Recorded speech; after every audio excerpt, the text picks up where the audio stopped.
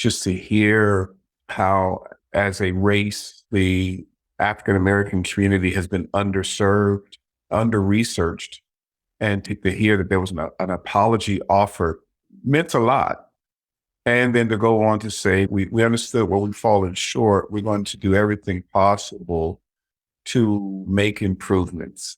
And those weren't just words. I see it.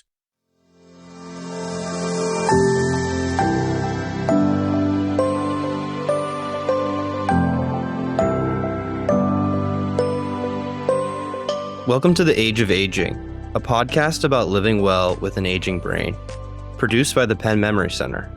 I'm Jake Johnson. And I'm Terrence Casey. At the Penn Memory Center and at Alzheimer's disease research centers like it all across the country, we face a real issue in research. We are collectively and individually quite good at creating clinical research studies, observational studies, and so on. And we're good at getting people into those studies. But the problem across the country is representation. When I started at the Penn Memory Center about a decade ago, 18 to 20% of our research studies were made up by Black and African American adults. Now, in Philadelphia, where we're recording this right now, the city population is about 40% Black or African American adults. So that's a real problem. When we're developing treatments, we don't know that what we are creating will work for the population in general. If we were to simply accept the recruitment as it comes in without outreach, we would be very good at creating Alzheimer's disease treatments for upper middle class, wealthy white adults. And that's a problem because that population is not the one most at risk for developing Alzheimer's disease dementia. Black and African American adults are twice as likely as white adults to develop dementia. Hispanic Latino adults, 1.5 times as likely. So it's really key that our studies here in Philadelphia represent particularly those populations. And it's really key that centers like ours across the country are doing the same for the populations that they represent. At the Penn Memory Center, what we've done over the last 10 years is expand our outreach team. We used to have an outreach coordinator.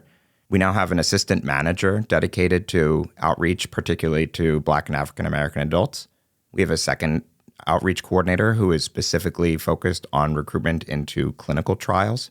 And importantly, we're working closely with the research coordinators to make sure that they have an outreach focus in their work, that they represent the communities that they are serving. Sometimes that means that they come from the communities that we're serving, but most importantly, that they are seen in the communities that we are serving.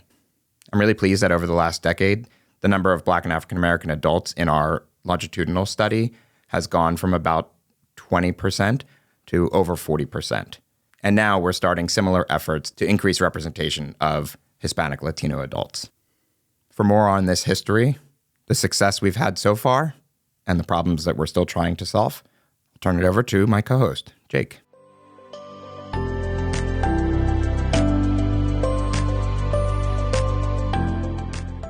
While we've mostly focused on research and clinical care on this podcast, some of the most important work done here at the Penn Memory Center is community outreach.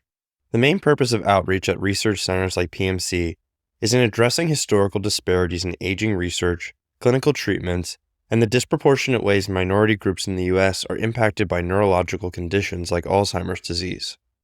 To address these issues, outreach coordinators attempt to establish ties with surrounding communities in the hopes of reaching these underrepresented groups.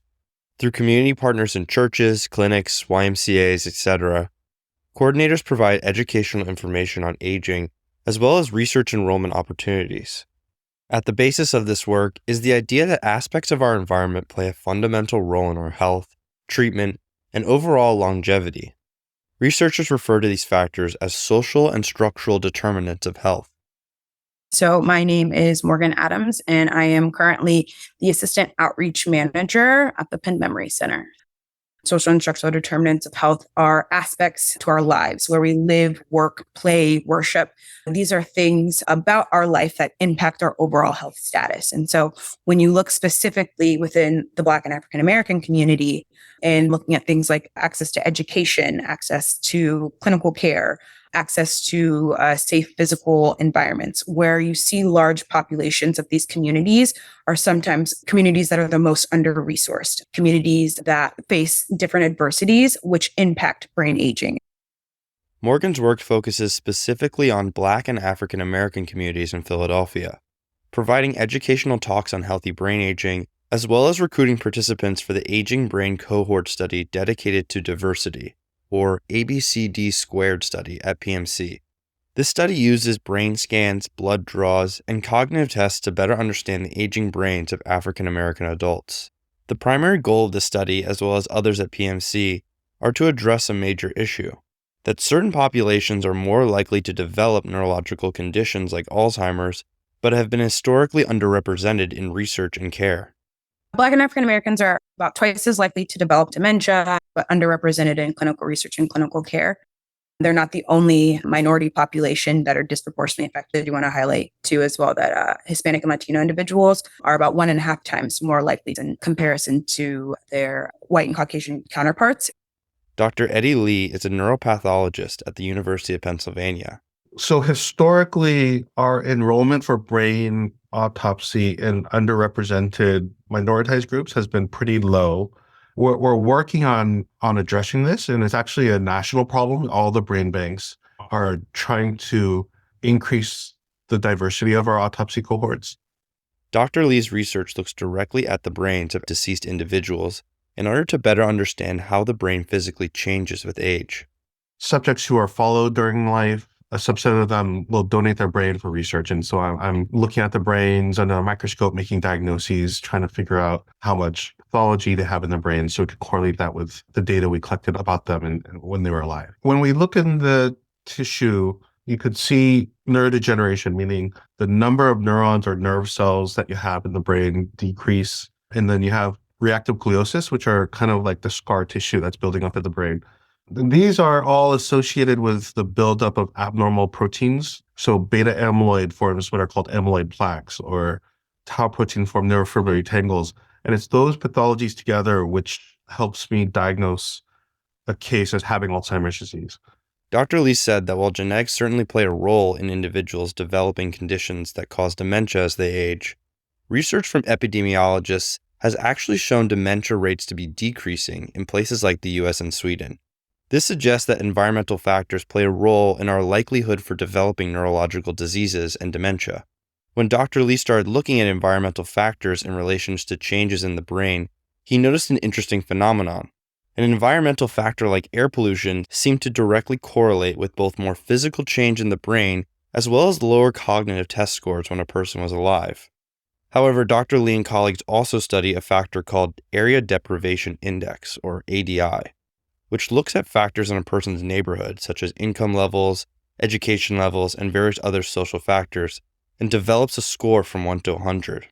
While a lower ADI score correlated with worse results on cognitive tests, it did not correlate with more physical signs of aging in the brain, which suggests that area deprivation impacts cognition as we age in a way we can't see under a microscope. When it really breaks down to it, fundamentally, we're looking at stress. The level of stress that a person experiences on a day-to-day basis impacts their brain.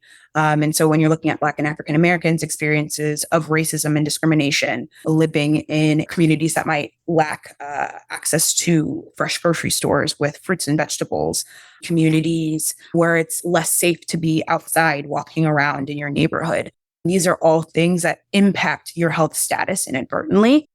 There is something called cognitive reserve, meaning your brain has a certain capacity and certain reserve.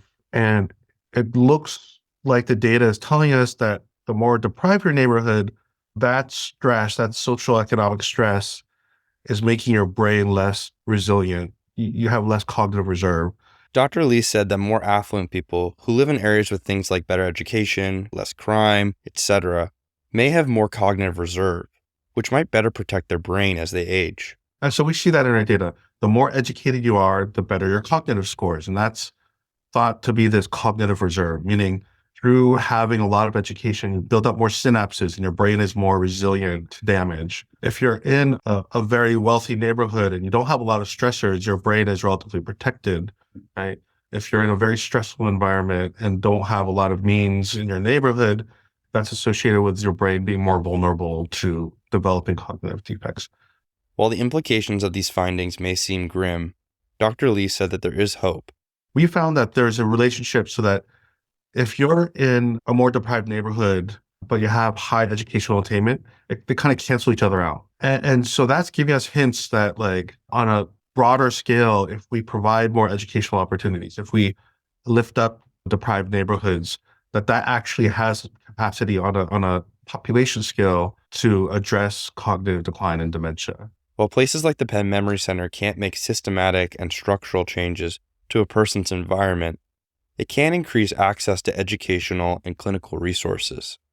I'm looking at organizations that work with older adults within the Black and African American community. And when we go out to health fairs, we're providing information on Penn Memory Center resources, talking about Alzheimer's disease and dementia and healthy aging. But on the flip side of that, we also have a healthy brain aging presentation. So it's an actual 45 minutes to an hour-long presentation on healthy brain aging. So we talk about some of the differences between different types of cognitive impairment. We talk about the importance of clinical research. We talk about the disparities that we see, and then how do we combat all that? What are things that you can do at home to take care of your brain and age healthily? Reverend Leroy Miles is a staff pastor at the Enon Tabernacle Baptist Church in Philadelphia. So we're in the northwest section of the city. We are a large African American church. Some people say predominantly, and we really are just African American church. So we have about 12,000 members. Enon Tabernacle Baptist Church is one of the Penn Memory Center's oldest and closest community partners. Reverend Miles said his church's introduction to the Penn Memory Center was one that was mutually beneficial, as he and other members of his community were seeking information on aging. My mother was aging. We began to notice things about her, cognitive decline. One time she picked me up from the airport. She probably shouldn't have even been driving, but she picked me up from the airport and we were headed down the highway and she drove past the exit. And I didn't think much of it at the time, but she made a big deal and said, I made her miss the exit.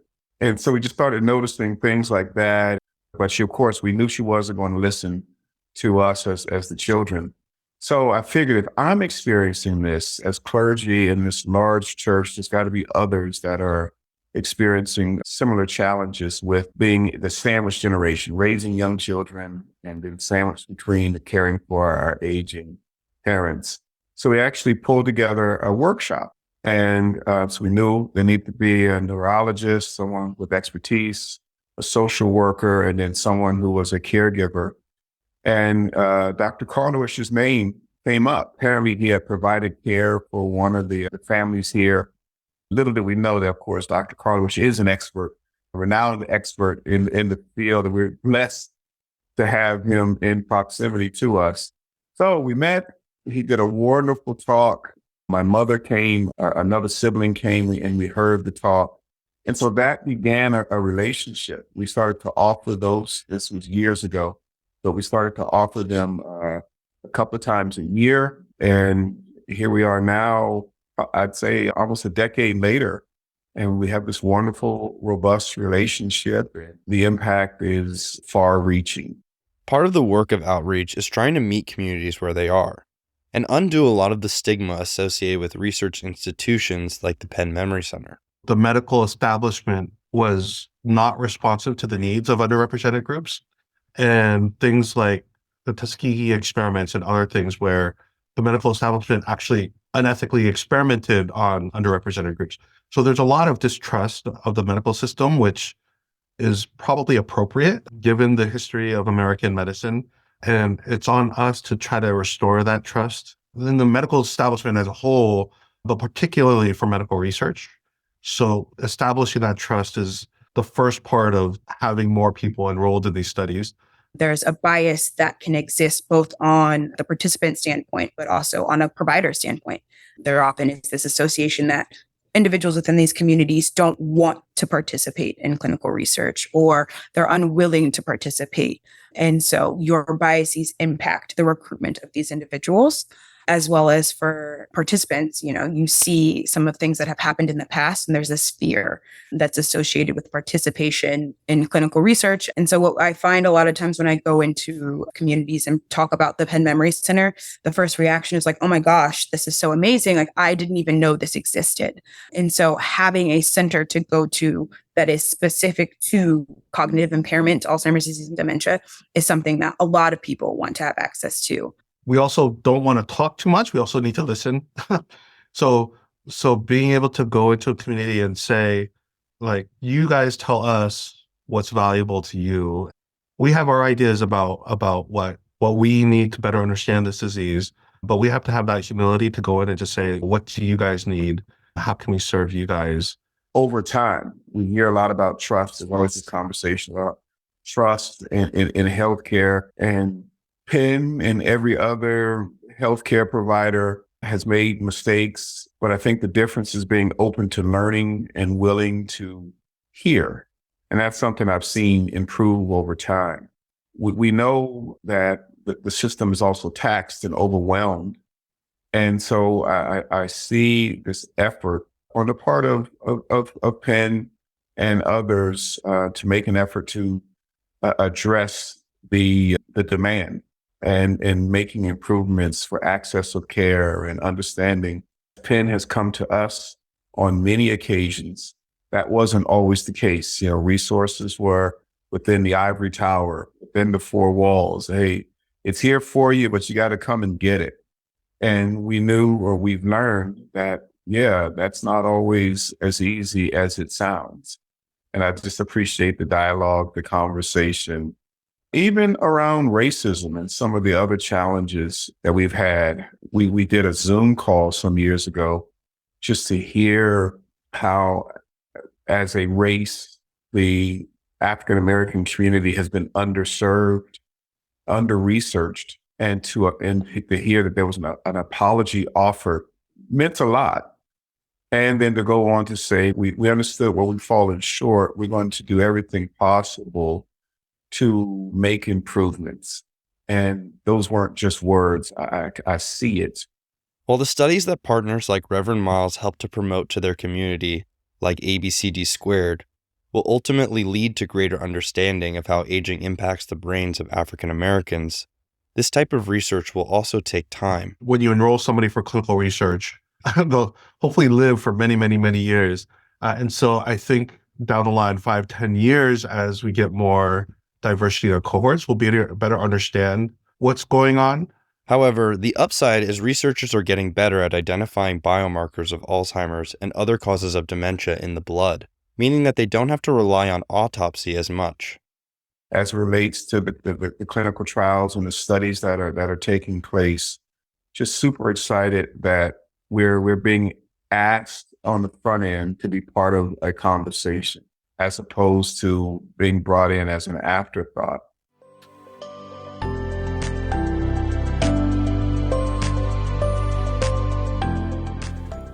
I loved Reverend Miles' comments at the end there. And one thing we didn't really get much of a chance to get into in that story is how important Reverend Miles and Enon Tabernacle Baptist Church have been to our efforts of getting Black and African American representation from 20% of our longitudinal study to about more than 40%.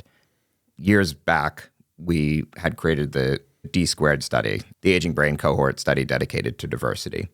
And what I loved about that project was that this was not designed by the Penn Memory Center, but rather it was designed in collaboration with community partners. And by working with Reverend Miles in the design of that study, we ensured that it was something he was comfortable asking everyone in his community to participate in. And it made a huge difference. We've lost count of just how many people in that study came from Enon Tabernacle Baptist Church. I think at last count, it was, more than 60 individuals or so. Dr. Lee, I think, said it best. And sometimes the best thing that these Ivy League educated neurologists can do is be quiet. and listen to people say what they want. Reverend Miles, in particular, helped reshape how we think about our community outreach. For the longest time, we would go out to a community, we would offer a healthy brain aging talk. Morgan Adams leads a lot of those talks, and they're very helpful. It's good information about what Alzheimer's is, what dementia is, what the Penn Memory Center is, and so on. But Reverend Miles challenged us to think about what data we can give people. What members of his community want are not just those helpful tips, but a individualized plan for their own care moving forward. And that's not really something that exists in this space. So we're developing a number of projects within our outreach team and then some research projects as well to make sure that we can actually meet those expectations. Dr. Lee's point about listening, I think, was the most impactful part for me about this. There's all of these things that the Memory Center can do in the community and reach out and try and enroll people in studies. But at the end of the day, if you're not listening and actually reacting to the needs of that community, you're kind of doing the same thing as imposing your kind of will or ideas about what is right and what is good from the ivory tower of your research institution. It's strange to say, but it's the most radical change that an institution like Penn Medicine can do, because it completely flips the script in a lot of ways about who is meeting whose needs and whether that's actually a relationship that is mutually beneficial to both parties. And then I also was really heartening to hear that Reverend Miles said that they do feel more listened to and they do feel like their needs are actually being considered and their perspective is actually being brought in at the front end and not at the back end. Yeah, and kudos to Morgan Adams, who we heard at the beginning of the story. She, over the last 2 years, has really strengthened that relationship with Enon and worked to increase representation of Black and African American adults in the D-squared study and so on. But I think Morgan in particular really embodies the strategy of listening before speaking. She is our primary staff member for giving these healthy brain aging talks out in the community. She's very good at it. But what she has been setting up also is what we're calling the Participant Advisory Board. But the point of all of this is to make sure that the voices of research participants, patients, caregivers, and particularly those from underserved communities are heard by the outreach team, by the directors of the Penn Memory Center or other Alzheimer's disease research centers, and their perspectives can create change in how we run research and outreach. Our Participant Advisory Board is still in its infant stages, but I look forward to season 3, season 4 of The Age of Aging, where we'll really get into how those views have shaped the work that we do here. Yeah, and we've said them a few times this episode, but I just want to highlight again how profound those statistics are, that African American adults are twice as likely to get dementia, and Hispanic and Latino individuals are 1.5 times as likely as Caucasian people. I mean, that is a crazy statistic. And talking about systematic and social and historical disparities can feel very theoretical sometimes. But when you look at statistics like that, it becomes very real. And you really start to understand how much people have been impacted by these disparities and how important it is to actually reach out and communicate with these populations. That statistic is startling. But I think the important thing for our listeners to take away from this is that being Black does not by itself make you more likely to have dementia. Being Hispanic or Latino does not make you more likely to have dementia. So Dr. Lee's comments help reframe what it is we're talking about. I think those populations are more likely to have Alzheimer's disease or other causes of dementia, but it is not their race or their skin color that has caused these issues.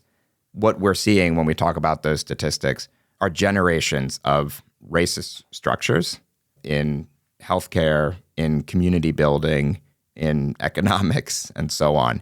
And I think you summed it up nicely in your piece that the Penn Memory Center cannot fix racism. We can't create systemic change in these communities. And Dr. Lee made a really good point that we could correct some of these issues by investing in education. Years ago, Dr. Karlowish, who's a co-director of the center and the executive producer of this show, I remember was speaking at an event, and someone asked him, what can we do to fight Alzheimer's disease? And this was before we had any of the anti-amyloid therapies that are now available. And the first thing he said was invest in early education.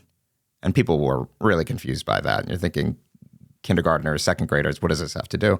But supporting education at a young level or supporting community activities for teenagers can lead to these generational improvements in communities that improve community health and level the playing field.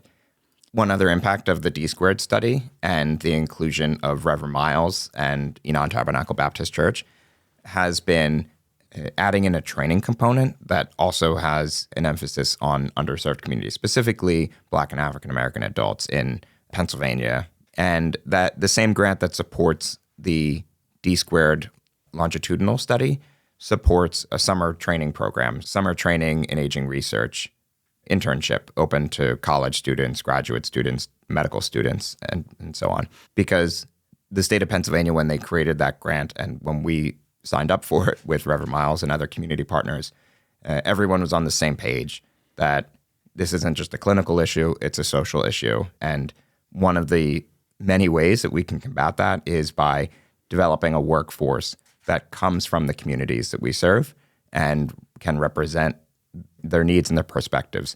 It goes back to what Dr. Lee was saying about listening.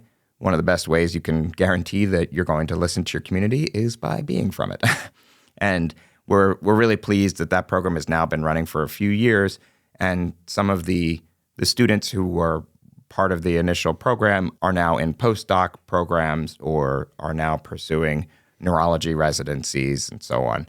Change is slow in all elements, perhaps in education as much as any other, but the efforts that were starting 8, 9, 10 years ago when I started here, we're now seeing actual impact in our clinic and in our research.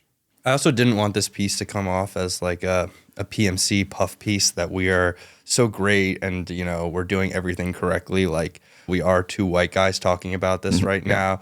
We want to start integrating more people into this conversation, and it's an ongoing process. We are certainly not perfect. We're far from perfect, but I do think that we are headed in a right direction and that listening and being aware of these perspectives is super important. Yeah, that's very fair. I think we are headed in the right direction. The National Institute on Aging, which funds Alzheimer's research centers like ours, is requiring that centers take certain steps towards measuring social and structural determinants of health, bolstering their outreach operation, and including projects like the Participant Advisory Board that I mentioned earlier. So change is slow, progress is slow, but it is headed in the right direction. Yeah. Thanks for listening to this episode of The Age of Aging.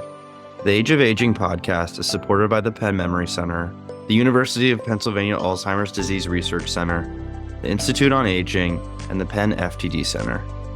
Contributors include myself and Jake Johnson, as well as Nicolette Calcavecchia, Dalia El Said, Marie Indignieri, Jason Karlowish, Emily Argent, Meg McCarthy, and Megan Sharp. More information on the stories you heard today can be found in our show notes and on our website, pennmemorycenter.org.